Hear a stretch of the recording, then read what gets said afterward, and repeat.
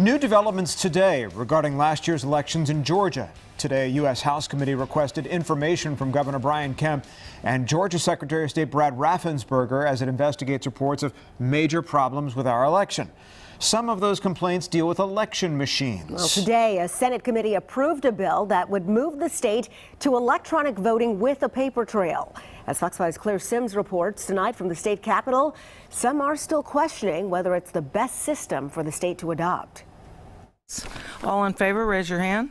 Voting along party lines, the Senate Ethics Committee approves a measure to update Georgia's voting machines. Under House Bill 316, the state must purchase what are called ballot marking devices, which are touchscreen machines that record a voter's selections and then print out a paper receipt of sorts, which the voter can review before turning it over to poll workers to be scanned and counted. I feel very confident that it is a bill that puts our voters first and will bring Georgia into the 21st century.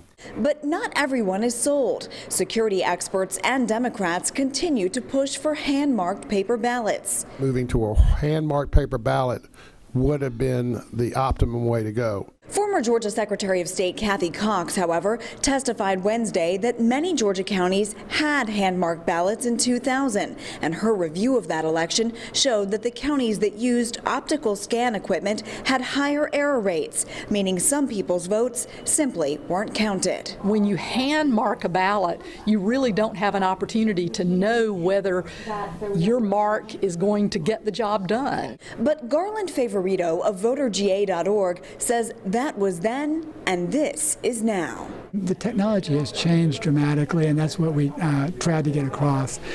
Today's scanners will catch a lot of the overvotes, and they can even catch undervotes if you set them up to do that. So while her testimony may have been correct, it's not applicable to today. The bill must now go to the full Senate for its approval, and because the committee made changes, the House will also have to give it another look. At the state capitol, Claire Sims, Fox 5 News.